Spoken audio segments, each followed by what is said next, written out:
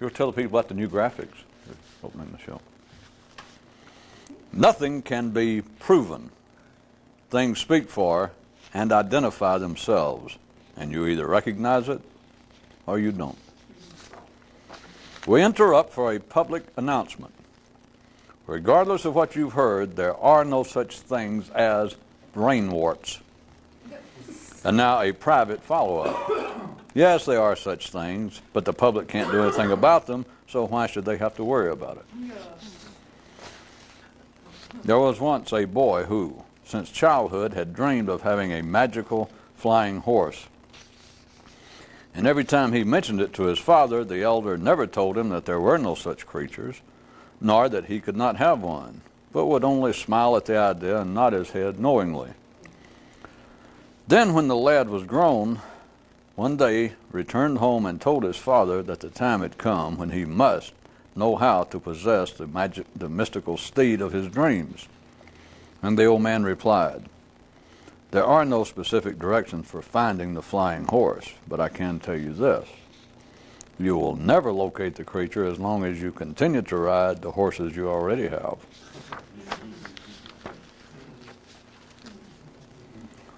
Define stupid thinking. Thinking that doesn't do you any benefit. If you're dying, you think everything else is also. And after the hormonal peak, everything is, physically. But mentally, now there's another story. This guy who'd been with a mystic for a long time one day said to him, "Do you realize that most of my life's been centered around you?" And the mystic replied, "Yeah, mine too."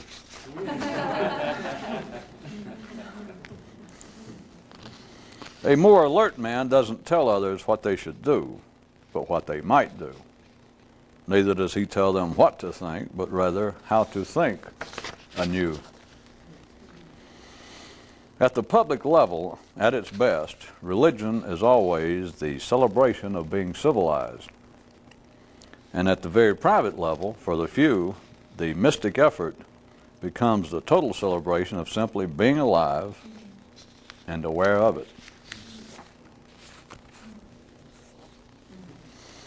Now this, from our Health Watch desk and crude oil price report. If you let your mind go serious, you'll go serious. Good grooming is always a matter of the simple things. Another way you can identify those of ordinary intelligence is that they're given to criticizing things currently popular and attempting to popularize things long past. Corollary. People with no creative talents tend to be clumsy. Do you mean physically? It's not limited to that. And here's a note regarding an event not included in your printed program. After the last scheduled match of the evening, there will be a lights out, non-sanctioned reading of a paper entitled, "How Ignorance Was First Discovered." No alcohol will be served at that time. Men do not so much think as trail after their thinking as it occurs.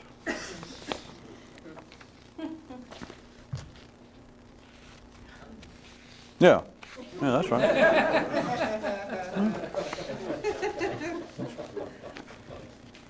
Like to add a positive reinforcement.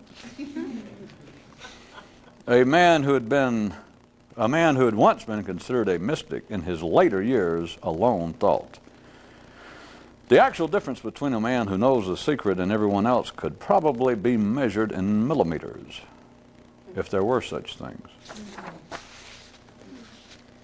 Since in this extraordinary game, originality is all, and inasmuch as in a closed system, true originality is not hardly possible, the trick is that you've just got to always be trying your best.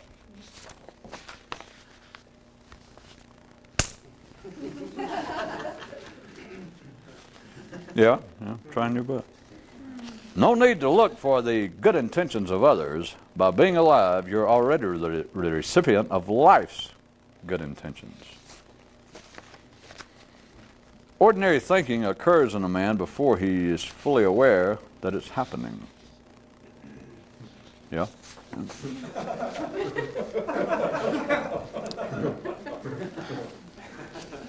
When I'm right, I'm, what you call it? The stages man has gone through in his search for what is controlling him.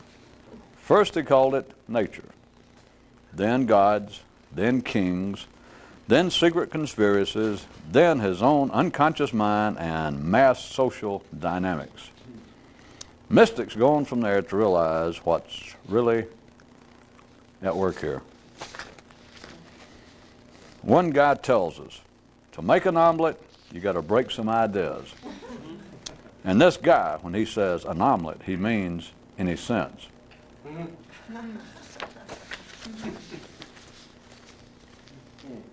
Don't you come in this ring and try to hide something in your trunks. One guy's latest view is the only real use for metaphors is to use one till you're sick of it. In the name of fairness and inside trader information, it should be noted that his older brother has a slightly different take on the question. And his version is that the proper use of a metaphor is to use it till everybody understands it, then abandon it.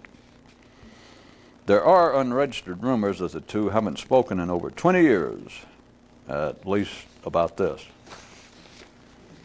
One tribe has a legend that says, when life first discovered men starting to get serious, it came up with the idea of the mystic to help counteract it.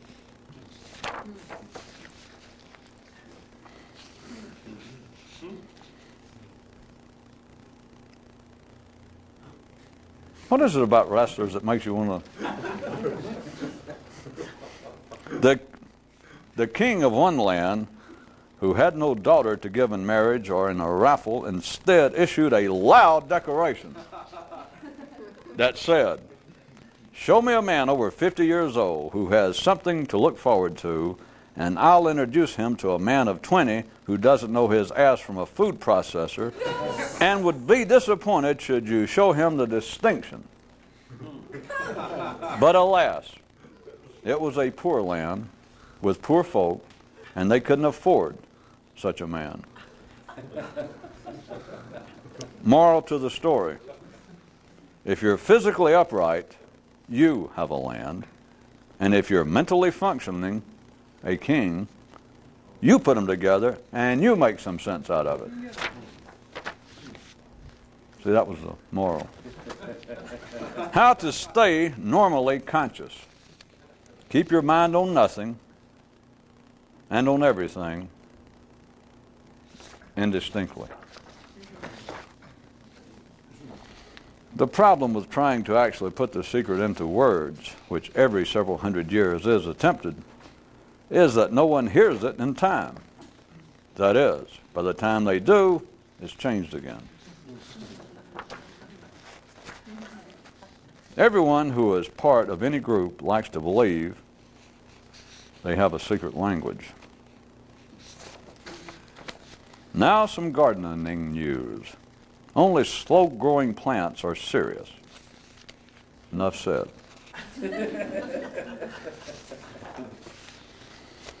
As he stood near the new land he discovered and helped invent, he asked himself, am I to be the calm in the center of a hurricane or the her in the center of a comma cane?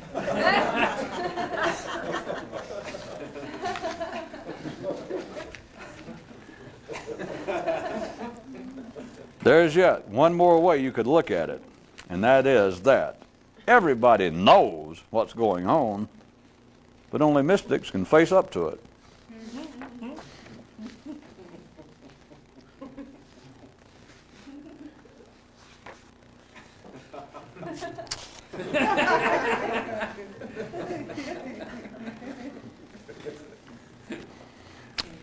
The desire to be more conscious without doing anything about it is the one form of self-directed cannibalism that none find agreeable.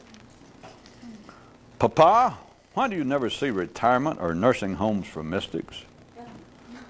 That's because any self-respecting mystic who finds himself getting old has the decency to kill himself first. Everyone who discovers the secret adds thereto. Now today's possible wrap on one subject. A real thinker's view might be that no one else knows anything, or else they wouldn't be somebody else, they'd be him. Okay, the real wrap. From one man's notebook, this entry. The way to spot a real thinker is that he can think stuff that even makes him dizzy.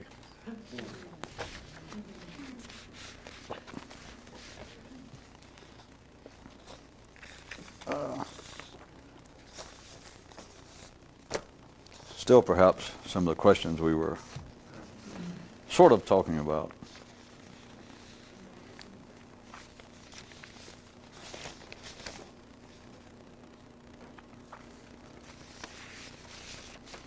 Somebody asked a question, one that I hadn't started last time, that says, does the parade, as I call it, the general movement, progress of life, is this large parade, referring only to and including only those that would be nominally considered nominally sane, which that's all you can be considered, in case you think I misused or used the modifier too many times. Either one man here is crazy or only one person gets it. The point is, if you're out in ordinary life and you have to have someone out in ordinary life, I'll be them perhaps with a degree and a fancy office on the Upper West Side. You have to have somebody else qualify you as sane, adjudicate you as sane, give their determination that you're sane. There's a lot to be said about that. Nothing worthwhile, but do you okay, I'll put it to you blunt. Do you understand that from a more complex view, if by any reason that you feel any need to have somebody else declare you, I'm using sane, we could say decent, religious, but sane seems to get most people by their extremely short and unprocessed hairs. It bothers people more than hearing that. But if you have to go out in life, which is also partially off the main track, the whole thing that I've pointed out several times, that men understanding that they really don't know what's going on in life, is why they have to come up, invent things like the world of academia. That's why there are important fields of study, a variation of it. That's why there are degrees. Now, we're not talking about the pleasure that one can receive from going to school, but the whole thing about having degrees and insist that you be called doctor, professor, or whatever, all of that is literally, with no sarcasm, that's just a fact. It's based upon the reality that men do not understand life. I got a feeling we're going to stay off the track then. What I've been planning to do.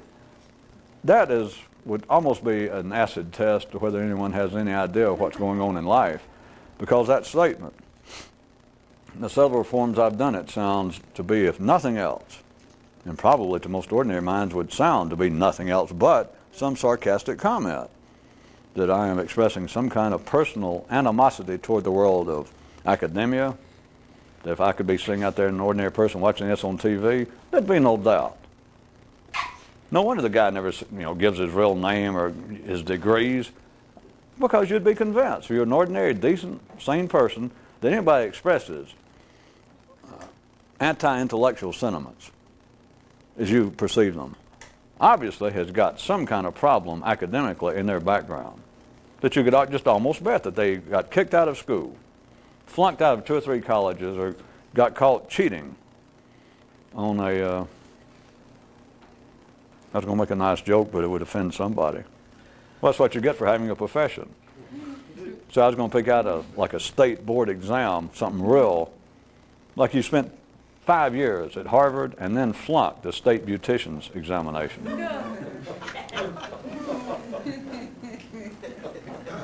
Isn't it fun to get off the main track and then get off even the side track that you got on? Anyway, the ordinary mind could do nothing, back to the acid test, could do nothing with what sounds, any comment about life, remember. The ordinary mind, if they hear it, they will take it as being some form of critique, or you wouldn't be talking about it. The whole world of recognition among men, which is the same thing as having someone declare you to be sane, that's just sort of a touchy subject with many people, which we could really get off the subject. Why do so many people in life take extreme exception, verging on near hysteria? Because nowadays things have changed so much just in our lifetime, sexually for instance, that you'd no longer be in danger probably in any large metropolitan area to just suddenly walk in a bar, being a real kind of guy with some kind of swagger at least in your voice and holler, I'm gonna whip anybody that's a homosexual. And nowadays things have changed. They probably have a couple of homosexuals in there. They probably whip your ass. You could go in and try to make some other insult somebody, you understand. Yeah, but there's one. Let's say it's gotten to the point now that's hard. You could go in and holler, if there's a Muslim in here, I'll kill him. In other words, you go and you try to insult people the kinds of ways that just a short period of time ago, in many of our lifetimes, the kinds of things that would immediately get you in a fight. Nowadays, it's almost as though people can go out. But there's one that never becomes politically correctably acceptable. You just walk in a bar, throw open those swinging doors, reach for your 6 guns, and you go, I hate crazy people. If there's anybody crazy in here, you better watch it, because I'm going to whip your ass. I'll stand for anything else, but I do not stand for people, that's kind of shaky mentally. You better you better be fully armed, because you're in danger of being, think about it. Even if they don't whip you, there are going to be people extremely upset. There'll be letters to the local paper, the editor the next day. There'll be people complaining about you up and down each side of the street. Because it's one thing to attack a man's religion or his sexual inclinations, but his sanity? This is one of those I was going to leave with you. You can think about that if you'd care to. Unless it upsets you, and then you don't need to think about it any further. And we'll move on to something. The whole world, the civilized world, if you remember where we were, I've thrown in a few others lately that really had nothing to do, as you should know, about books and et cetera. But the last one was a man looking around his library. The inference being they had a nice big library, an ordinary man. But he looks around, and one day it suddenly struck him. He went, I never thought about it. Every book written is about another book. And it is. It doesn't matter what it says. I know books don't say that. I've seen some book covers in my life, and I know they all don't say, book about another book. I mean, it says book. The book claims to be about psychology, history, politics, but they're not. You understand? You got to take book metaphorically. That is the civilized world. That is why I bring up the idea of self-directed cannibalism or plagiarism, that is the form of man's intellectual cities, the full structures. So in the sense compared to the absolute unavoidable material demands of the body, the world of the intellect, vis-a-vis that, could be said to be imaginary. There is no word for it, and you know it's not imaginary. Well, see, if I push that, then some of you think, wait a minute, I am crazy. So see, that's the one thing you can't prove if you're ordinary. You can prove you got a body to your satisfaction. If I suddenly said, you realize that your body is your imagination, no one would put up with that, because there's nothing else. Even if you thought, well, you've told me some things that I'd never thought about, but all you got to do is bite your tongue. And you go, well, that is not imagination as I know it. So you can prove to yourself, even if you didn't say anything, you can prove to your own satisfaction. You can pinch yourself, and you know you have a body.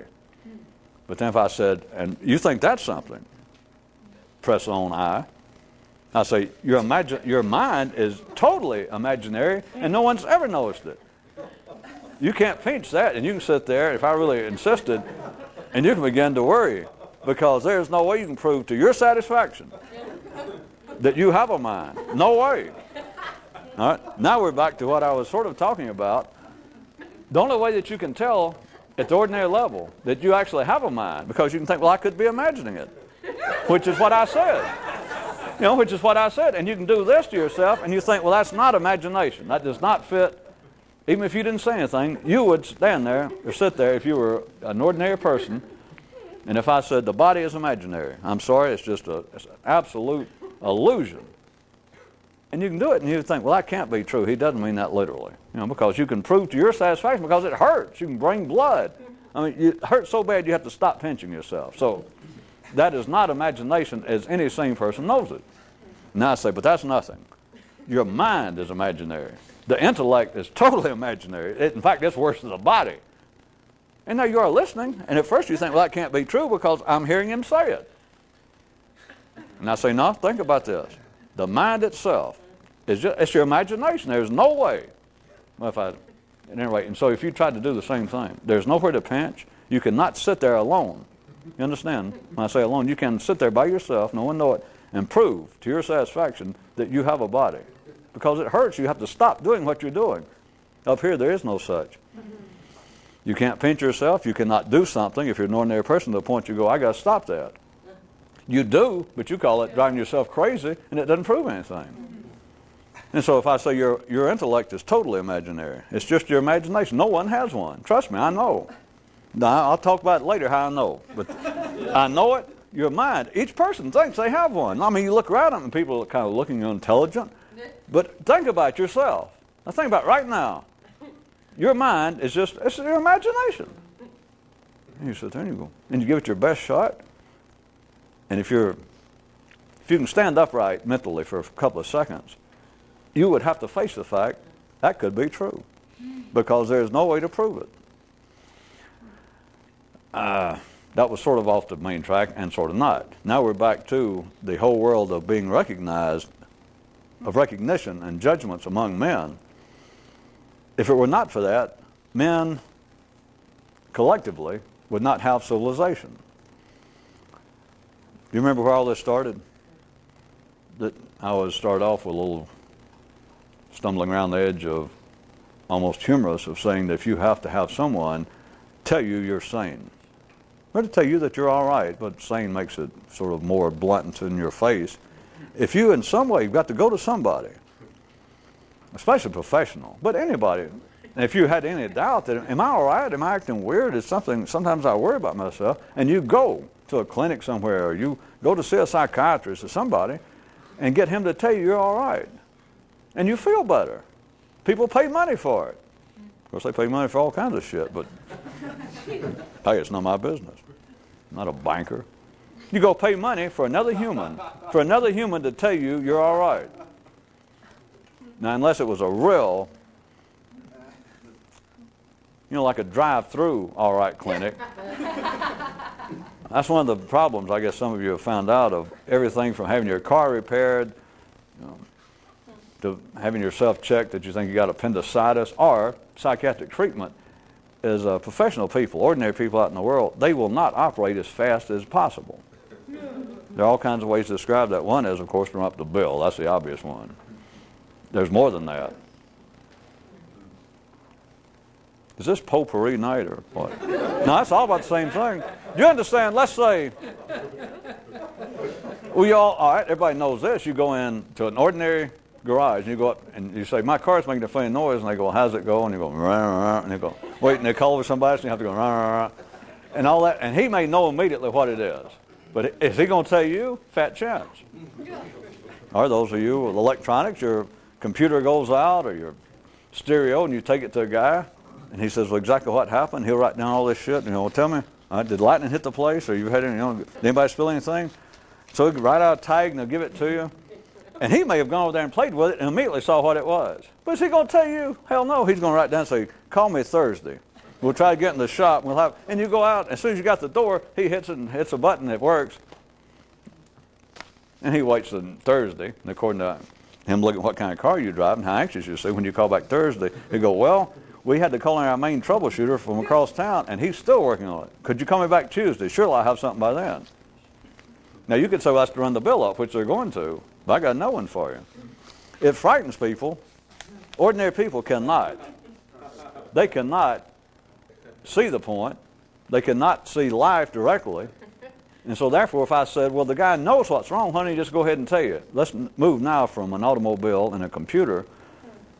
Now, it's really beginning to break down, but you guys are supposed to have a mind that you can break it down even more to where it does make sense. Let's go to somewhere that is not involved with machinery and mechanics, that you went to see a psychiatrist, or priest is the same thing, but psychiatrist sounds easier. Let's say that there is real basis, as much firm material basis for the repair of the human mind as there is for a guy to fix a television set, a computer, rebuild a carburetor. So you go into a psychiatrist, you make an appointment, all that, you go in and you say, all right, my mind makes this funny noise. It goes, run, run, run. And let's say that he's the same way as a good mechanic. Let's say that he hears that. This, is not true. But finally, this is true with cars. Everybody's been through this. That you can go in with that certain noise and just give the guy a description. Every time I try to crank in the morning, it goes, and he knows immediately. But he's not going to tell you normally, right then. You go into a psychiatrist. Let's say it was possible. Anybody dealing with the human mind now, instead of actual material objects, possessions. Let's say you went in and you said, my mind goes, and let's say the psychiatrist immediately go, does he have enough experience? He just trained. The man went to school all these years. He knows immediately what it is. He going to tell you? No. Of course, you got to remember this is not possible, but it sounds like it could be possible. Because ordinary people, as consult a psychiatrist, they might think that I'm being somewhat crude and flippant, but they have to have as much faith that somewhere along the line the man knows as much, or him and the kind of resources upon which he has to draw. Other psychiatrists, you can go back to his tutors at Harvard, he keeps up. The point is that somewhere along the line, psychiatry has some real firm basis, and somebody can help repair what's bothering me. So let's say that as soon as you go, my mind goes, every morning goes, and he knows what's wrong. Is he going to tell you? No. And you can say, yeah, the main reason is so he can drag you along and keep you there for years. Yeah, but that's not really it. Even if he knew what was wrong, he doesn't believe he knows what's wrong. And therefore, he cannot put his ass on the line. Hardly anybody in life can put their ass on the line. It's part of the strata of, at least in any given time, let's say circa right now, our time and place, the civilized, we're talking about the ordinary people now, the civilized strata of moving up to some level to where you think that somebody has some expertise in something. Nobody will put their ass on the line. They can't. The further you go down, you might get somewhere, but it becomes self-defeating.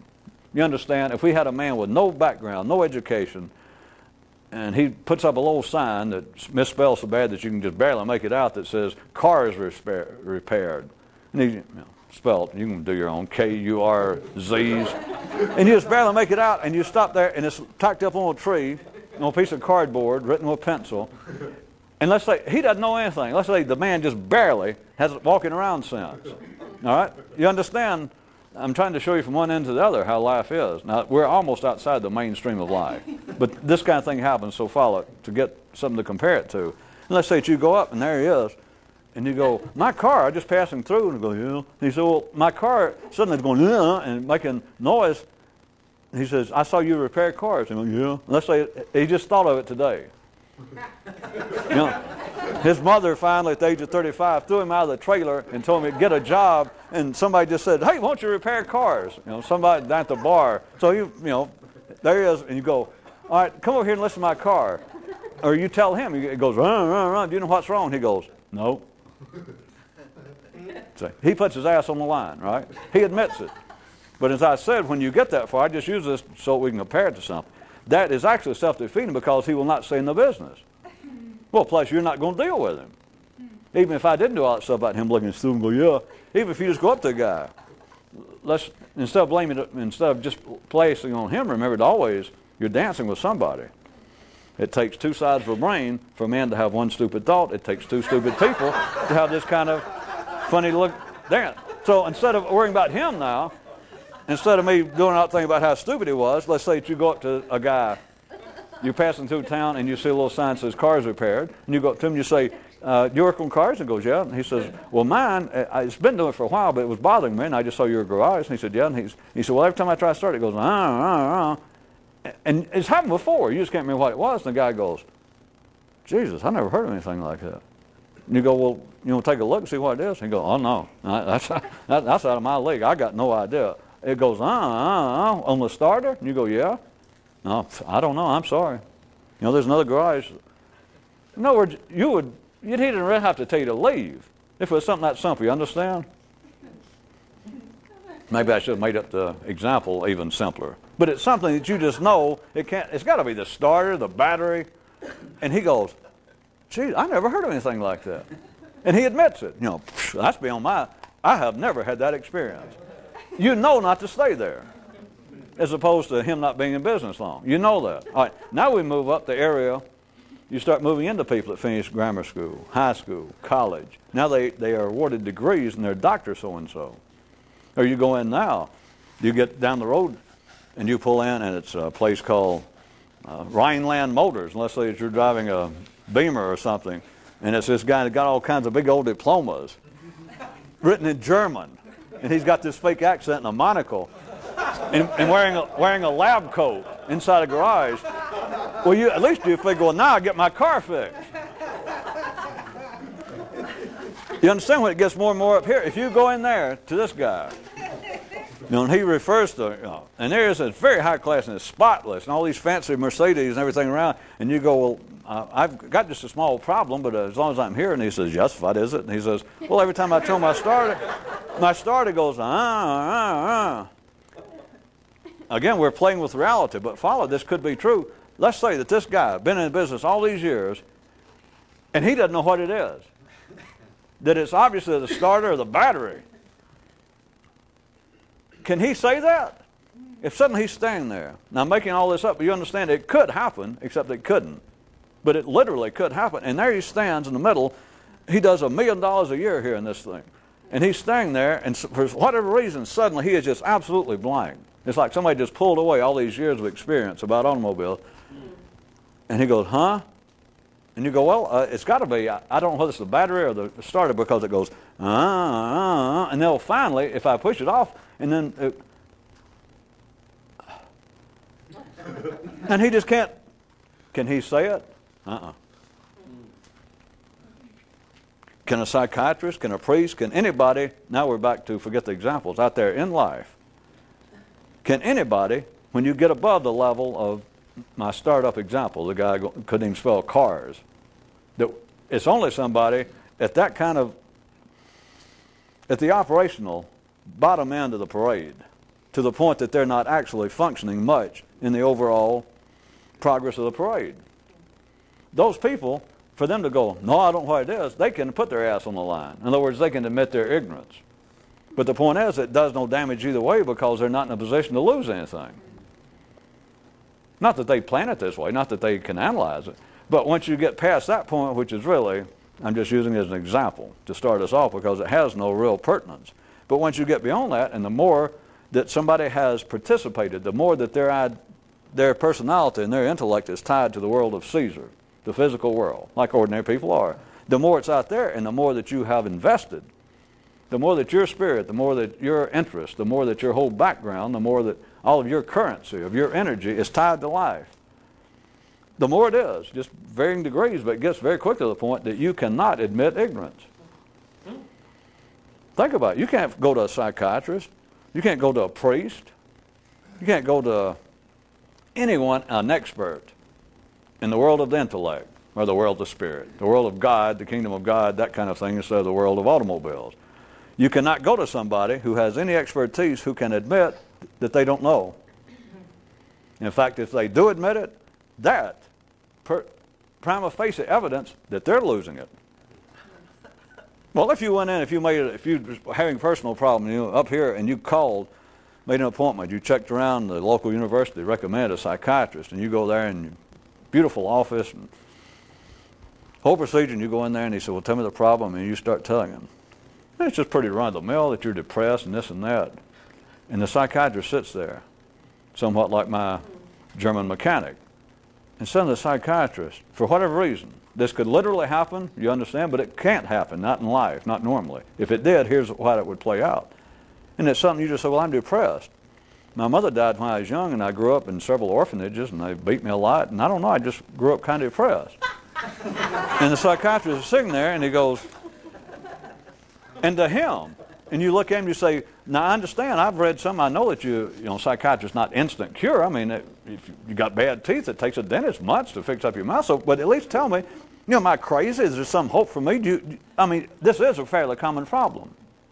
And here it is, a psychiatrist, 20 years in the profession, degrees from all of that. And suddenly he sits there and he just goes absolutely blank. I don't mean just temporarily. It's like it's all been sucked out of him. And if he did tell the truth right then, of course I can make this more interesting probably to some of you, that instead of me saying he's going blank, which sounds like he's getting some kind of problem, what if for some reason just the pollen fell on the wrong way, some little piece of life got up on him to the point that he suddenly had some recollection of a direct confrontation with life rather than reality. In other words, he suddenly was almost enlightened. And you give him the problem, and you say, well, I know you can't just cure me right on the spot, but this is fairly common. I mean, it's nothing big that we can't handle, is it? And suddenly, he's overtaken by the reality of life, not the reality of reality, understand? This kind of thing. And he suddenly can tell the truth. And he said, I don't know shit. Nobody knows anything about the human mind. I mean, and of course he can start and give you some of the thing about, well, now I know I got all these degrees. I'm considered one of the world's experts in especially melancholy and depression. And I made a good living, but I'm going to tell you what, I don't know any more than you do. None. You do know if that happened, you would have made, you or somebody over here, you'd have to go out and tell his nurse, and they would know, he's cracking up. From what? That he admitted, oh, I don't know what I'm doing. That is prima facie evidence. And out in ordinary life, for you to go up to somebody, an expert, to some degree, someone who says, yes, you come to the right place, and you tell them what it is, and it's in their area, and they go, not just you now, not just your example, but they use yours, and they go, I guess it's about time. I'm going to have to tell you, I don't know anything. Ordinarily, the kind of problem you brought to me, ordinarily go, oh yes, and I sign people up, and I treat them for years. And some of them even seem to get better. Some seem to get better when I just say, oh yes, I can handle that. They seem to cheer up. But if you want to know what I know about the human mind, nothing. Absolutely nothing. I mean, it's kind of shocking. Sometimes I'm just amazed. I just think, well, fuck, I'm just going to quit this. I'm going to go get a job in the garage or just retire. I don't know anything. You know it doesn't happen. And if it does, if a man did say that, an expert, he would be ill. They would take him away. For what? Because you understand, well, all of you do now, that this is not an attack on psychiatry or anything. Nobody understands anything at the ordinary level. You don't, but that's part of being an expert and having degrees and having your peers, as they call it, recognize you in some way out there, is to make up for the fact. This is the kind of thing, if an ordinary mind would follow it this far, that finally begins to really choke it and make them really get mad at such as this, is again point out to somebody listening, say, by the way, remember, this is not an attack, not an attack on psychiatry, this is not an attack, this is not a criticism of life. They go, well, what the hell is it? See, and they miss it. That's the way out. Because what should be striking, if you had any chance to ever be enlightened, that's almost it, is to realize that that's true. Because it's true in you, and if you got any ability to ever understand life, you know it's true that out in life, no one understands squat. Not ordinary people. And I don't care how many, they don't understand anything. But that's not the shock. The shock is to go, and it doesn't matter. That should be the shock. That's the... But of course, if you could do that, you're no longer at that level. Because at that level, if that's made... Understand the distinction. At that level, if you suddenly realize, wait a minute, no one knows what they're doing. That includes you, the psychiatrist, the priest, whoever it is. He's cracking up. He's becoming crippled in the march of the ordinary parade. You understand? That's the kind of distinction. An ordinary person can have thoughts that would track written records of people who apparently were enlightened at one time. They can say the same thing. They could say exactly the same thing. I could have an ordinary person listening to this and go, "You're right.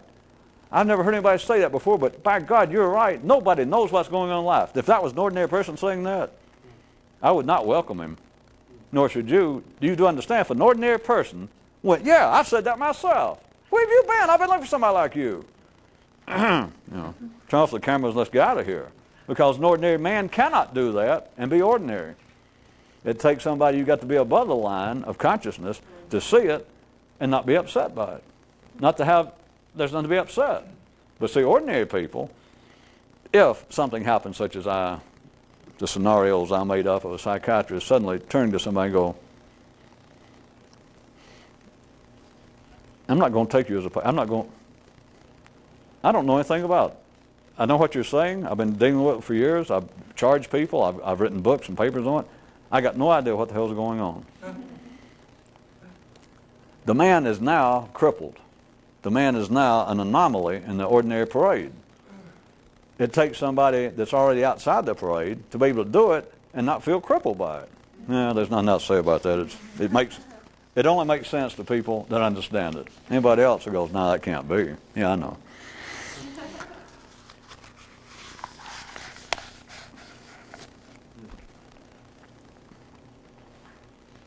I'm not sure there's any reason to back up where I started because I covered everything sideways.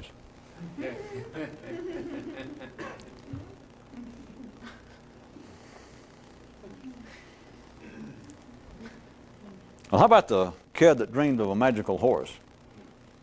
Flying horse. And his old man, of course, represented something, but his old man, every time he would mention it, the old man never said, "Oh, there is no such thing." Never told him that. Never told him that he couldn't have one. Even if there was one, he would just smile. And then the kid grew up, went away, got to be ordinary. Could have been degrees, could have been all sorts of things. And he finally went back to the old man. It was the only source he had that seemed to... I made the story, as always, as short and to the point as possible, but I can go back now and you can fill it in yourself. That, like, he's been out in life now, he's become an expert, got degrees and stuff, and he kept talking about this magical horse, flying horse. And you can imagine... Well, I say he kept talking about it. He talked about it once or twice, and the dean of admissions looked at him like, "What was that?" And he caught on real quick, "I better not say this again. I will never graduate. I won't even be left walking the streets." But he gets through with it all, and he gets out in life. He's grown.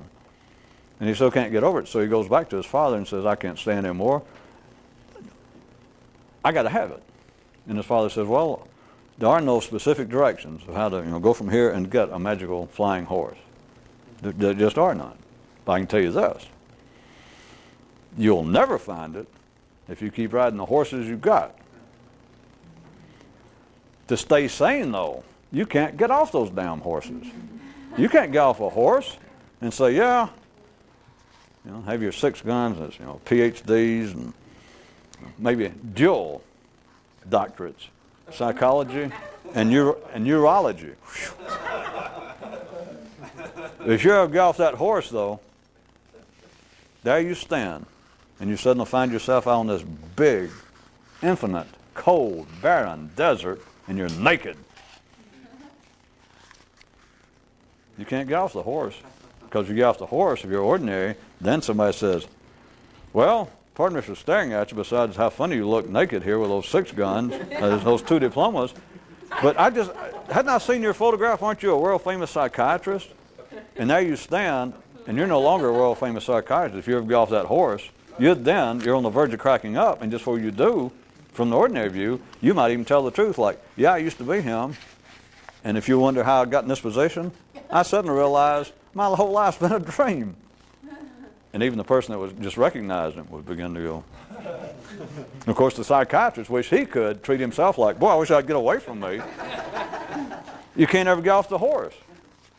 Ordinary people don't want to, and they're not about to. And in fact, when they ever have any sensation of it, they'll deal with it on the basis of taking some action. That is, ordinary people, it's fairly common to sit around and, if nothing else, through the hormonal decline of the so-called midlife crisis, but it happens to people even in ways that are not tied directly to the rundown in hormones of that kind of feeling of my life's been a waste, because sometimes people even younger, before the hormones running down, can read a book or see a movie or conversation start, or one of their friends die or something, and it's this kind of thing of somebody just temporarily, let's say the wake later, they go, can you believe our friend so-and-so was only 25, all of us were in our mid-20s, and all the time he went to school and just struck down like that. And it just makes you sometimes wonder. There you stand, you've had a few drinks after the wake, or after the funeral, and you can have these kind of little flashing things if you've read enough and been and seen enough movies, and you can. Or maybe your friend's words, or even a minister, a rabbi, just somebody said something about, death can make you wonder sometimes, or make you question the value of how you're living. That's a nice proverb. The minister, they're going to close up the service, goes, as we lay him down, let's remember this. Death should be a lesson to us still alive, because death should at least make you have some new appreciation for being alive. So a little later, you and the friends there and having a drink, and you do think, it's that kind of thing like, I've wasted my damn life. But you can't do that. Everybody knows that. Every sane, ordinary person knows, they'd immediately go, no. And even if somebody said it, you and some people staying around there after the funeral, and all of you are just as sane, got good careers, just like your buddy that died, and somebody after a few drinks said something like, I just can't believe it. He was like a brother to me, and we all had such plans, and just died overnight. And somebody says, sometimes I get to thinking, as hard as we worked, and that could happen to all of us. And you go, yeah. And he goes, sometimes I think I'm just going to chunk it all. I always wanted to go climb mountains, or I always just wanted to. It just makes you realize that we go out and we do everything. We got families and all, and sometimes this has brought it back to mind. I feel like my whole life's waste. I just want to walk away from it.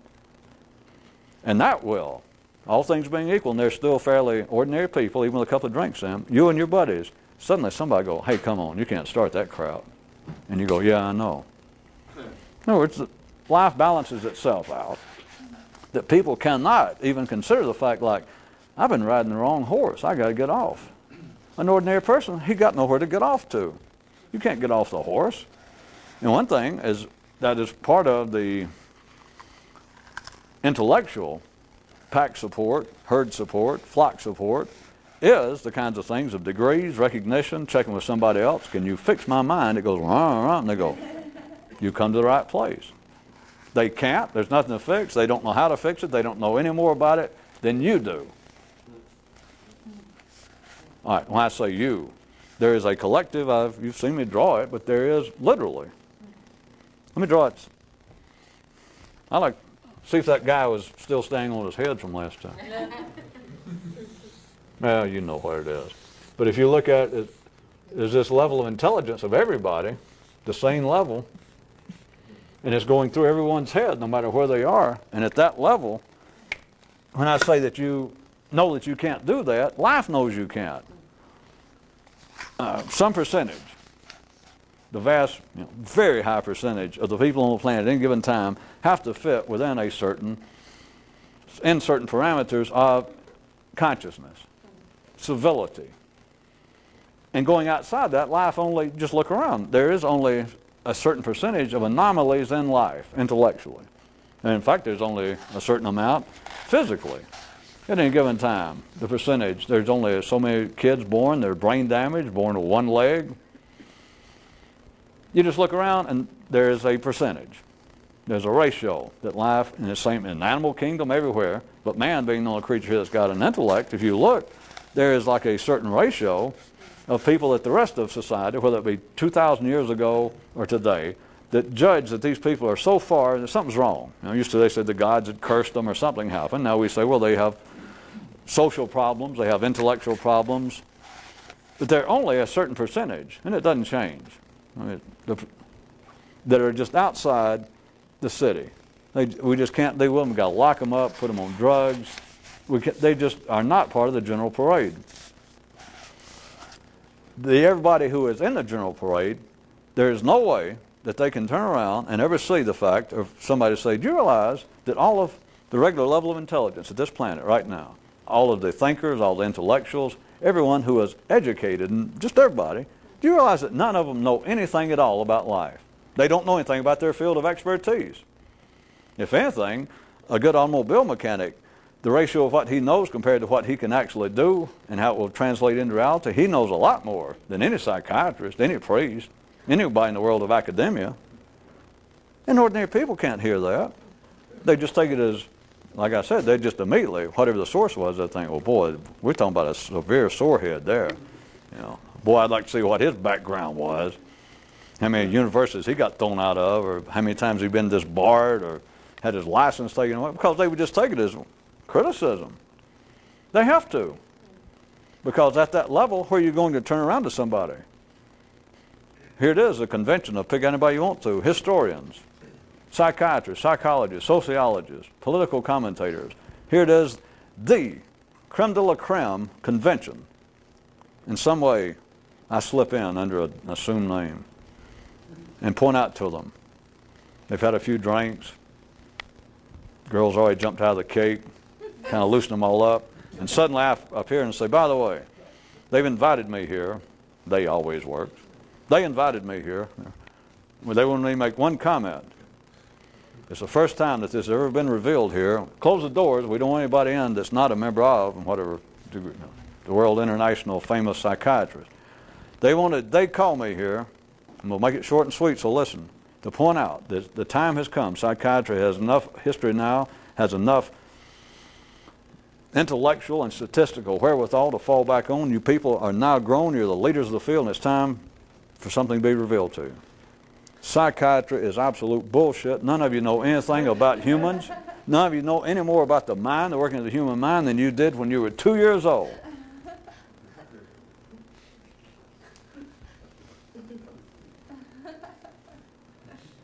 How could they hear that as to be anything other than an attack? No matter what kind of preface I gave it, no matter how quickly I went, no, no, no. Now, I don't mean this personally. Can the ordinary mind hear anything and not take it personally? Can you walk in a bar composed primarily of people from Sweden, the Norwegian countries, and walk in and go, I hate people with blonde hair, they're all idiots, and I'm about ready to kick blonde hair ass. People are going to take exception. And if you say, wait a minute, now I want to tell you this, I don't mean this personally. And they go, yeah, right. You know, just because I happen to be blonde haired. See, that's easy. It's easy to deal with that. But to say, everybody that's stupid, I hate your guts. In fact, if you're a man enough or woman enough, step out here in the street with me and I'll kick your ass. Even if they don't feel like getting their ass kicked or taking you on, people are going to take all across, everyone who heard you in that room that was sober, in that bar or wherever it was, they're going to take it personally. Even if you say, now listen, I want to tell you people, I don't know any of you. This is either a bar that you just walked in or the International Convention of World Famous Psychiatrists. It's all the same. You go in, you say, first, let me tell you this. Now, I'm serious. I don't mean this personally. I don't know any of you. I don't mean this personally. Okay? Psychiatry, none of you people know crowd. Or in the bar say, anybody, you know, you play like you didn't see it. It says International Norwegian Bar. And you go and you say, I hate people. People with blonde hair are stupid. Their feet stink. And I can whip every blonde-headed person on this planet. I don't mean this personally. I'm just telling you. Right, they're not going to take it personally. See, the last example is easy because people can weasel their way out intellectually over that. But to tell somebody, by the way, you're stupid. I mean, I don't mean this personally, but you asked me. Right, you don't mean that personally. At that level, everybody takes everything intellectually personally, when here it is again for those of you that like to be reminded of life's beautiful dance. An ordinary man has got no business, he's got no right taking life personally. If you don't understand what life's about, you've got no right to take life personally. But, as always, life is arranged in such a way that those who don't know anything, the more you don't know anything, the more you take it personally. And that's one of the reasons to have a degree, to have recognition, to have somebody, hopefully a group of people living in a large building like a Yale or a Princeton or the Vatican, And they say, yes, you have now fulfilled the requirements, and here's your degree, go forth. And what it says to you is, nobody knows anything, but none of us are going to let on. In fact, if somebody says, you don't know crap, all you got to do is ask them, where did you graduate from? And they go, nowhere. What do you care? You got a degree. Plus you say, by the way, are you a patient of mine? And they go, no. Yeah, a nurse, show this man out or call security. What do you care? As they say nowadays, hopefully, what do you care? Because if you do start caring, you're cracking up. Did anybody like the... It's said another way, since I'm always writing these little articles about another way you can spot a real thinker, or another way you might distinguish someone who was more alert or more conscious than the ordinary. And the one tonight was another way to look at it. There's a difference, and the other way is this. Now, what if everybody... Now, you think, some of you may have think you've heard this one, but it was a different one tonight. What if everybody, we're talking about everybody that's sane, everybody at that level, what if everybody knows the secret, as I've been calling it? Well, just what if everybody knows what's going on? The difference is only mystics can face up to it. Doesn't sound very mystical, does it? Well, don't take it personally. I mean, if that sounds too mundane, if that sounds too common, and you think, wait a minute, I didn't try to get on this great mystical express and fly away and talk to it. No, I didn't do all that to hear some kind of crap like that. Well, don't take it personally. I mean, Jesus, I could be wrong. You could also, especially out there in TV land, when maybe you could consult with other mystics and people in charge of such as that. I mean, people actually, I said I admit I could be wrong, several people who have actual better backgrounds and credentials in this kind of area, and see what they have to say. Sounds fair enough to me. And I won't take it personally.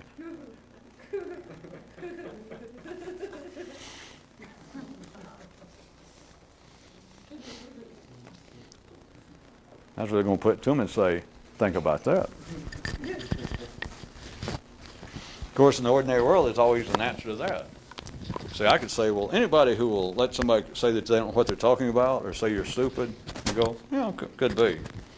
They're either not stupid, which, if I said it, or if a man stood up to a crowd and said, was responding to the kind of thing I'd just been talking about tonight, and said, do you realize that anybody who could talk like you've been talking, let's say, anybody that talks like they know what's going on, and then if somebody stands up and says, by the way, I've been listening to you carefully, I'm just an ordinary sane person, regular IQ, and I will tell you what, you are absolutely full of shit. That is the most insane, that's got no basis.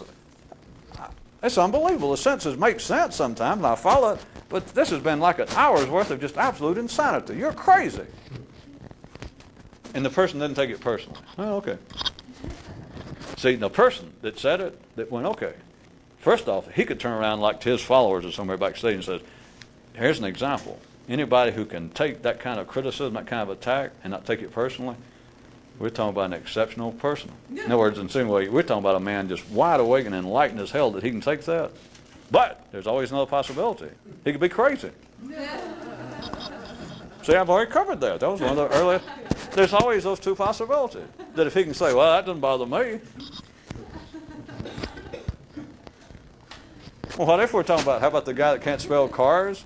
And you go and you try to get him to repair your car and you make the noise. And you go, it's either, and you go, he goes, bam, I never heard of anything like that. And you go, and you're a mechanic. He says, yeah, that's what the sign said. And you go, well, God, you're the piss poorest excuse. You're an idiot. You're crazy. You wouldn't be surprised for him to go, well, I guess, I could be. You'd think, hey, there's the answer. Of course, you can look at it another way. It's not that mystics have been attacking the world, but how about this? If mystics were engaged in some sort of assault on the world, notice the world has the perfect defense. They just say, oh, you're crazy. Which now we've moved the stakes up, because then if a mystic was, kind of part-time, there is his chance for the test. to see if he takes it personally. It went up a level. I think you missed it. And as always, of course, don't try any of this just on yourself. Unless you know how to use, by now, the one-ahead reading method, dealing with questions and answers.